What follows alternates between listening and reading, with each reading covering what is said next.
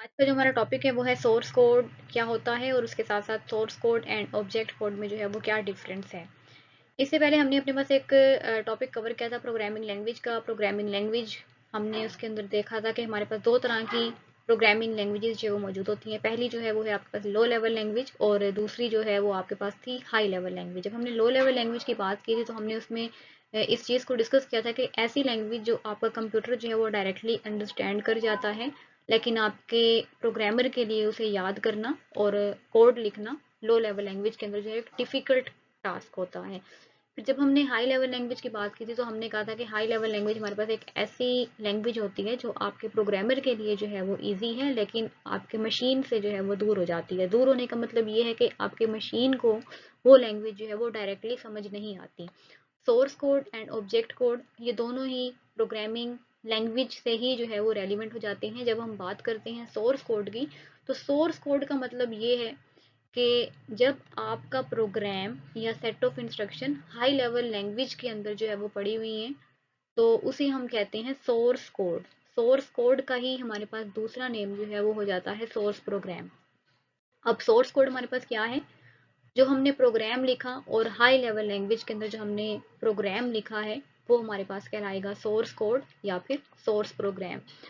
The source code can not be executed by the computer directly. इसका क्या मतलब है कि क्योंकि जो आपका कोड है, जो हमने प्रोग्राम लिखा है वो हमने हाई लेवल लैंग्वेज के अंदर लिखा हुआ है, तो वो हाई लेवल लैंग्वेज के अंदर कोड लिखा हुआ मशीन को जो है वो समझ नहीं आता डायरेक्टली। तो उसको समझ कैसे आएगा? हम सोर्स कोड को ऑब्जेक्ट कोड के अंदर जो है वो कन्वर्ट करेंगे। अब ये ऑब्जेक्ट कोड हमारे पास क्या है?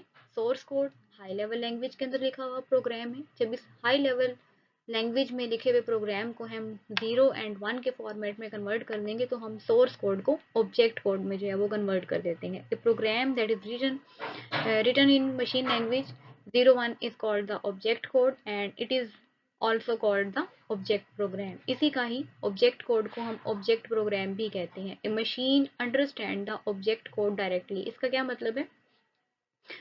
अब हमें ये पता है कि हमारे पास जो ऑब्जेक्ट कोड है या जो 0 और 1 का फॉर्मेट है, ये यही तो हमारे कंप्यूटर की जो है वो एक्चुअल लैंग्वेज है।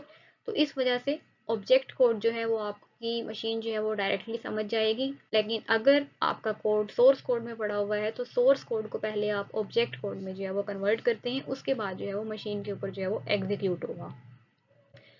अब यहाँ पर नीचे इमेज में जो है एक मैंने सोर्स कोड दिखाया हुआ है। देखें, इसका सबसे पहले जो है यहाँ पर नेम है। हाई के नेम से मैंने एक फाइल बनाई हुई है और उसके साथ साथ डॉट करके CPP लिखा हुआ है। इसका मतलब ये है कि C++ के अंदर जो है एक कोड पड़ा हुआ है। हाई लेवल लैंग्वेज के अंदर जो है मेरे पास ये प्रोग्राम लिखा हुआ पड़ा हुआ है। वॉइड मेन ब्रैकेट्स हैं, सी आउट करके हाई का मैसेज जो है वो स्क्रीन के ऊपर जो है वो डिस्प्ले करवाना है। तो ओवरऑल ये जो कोड है ये हाई लेवल लैंग्वेज और वो भी C++ वाली प्रोग्रामिंग लैंग्वेज के अंदर जो है मैंने राइट करके रखा हुआ है। अब जो ये सोर्स कोड है ये मशीन को डायरेक्टली समझ नहीं आएगा, तो हम क्या करेंगे? हम कोई एक लैंग्वेज ट्रांसलेटर जो है दरमियान में यूज़ करेंगे। ये लैंग्वेज ट्रांसलेटर क्या करेगा? इस हाई लेवल कोड को जो है ऑब्जेक्ट कोड में कन्वर्ट कर देगा या फिर 0 और 1 के फॉर्मेट में जो है वो कन्वर्ट कर देगा। अभी जो वॉइड मेन था, ठीक है, इसको यहाँ पर जो है 0 और 1 के फॉर्मेट में जो है वो कन्वर्ट कर दिया गया है। अब जब क्योंकि ये यहाँ पर 0 और 1 के फॉर्मेट में कन्वर्ट हो गया है तो इसका मतलब ये है ये ऑब्जेक्ट कोड है और ये ऑब्जेक्ट कोड जो है डायरेक्टली आपके मशीन के ऊपर जो है वो एग्जीक्यूट हो जाएगा।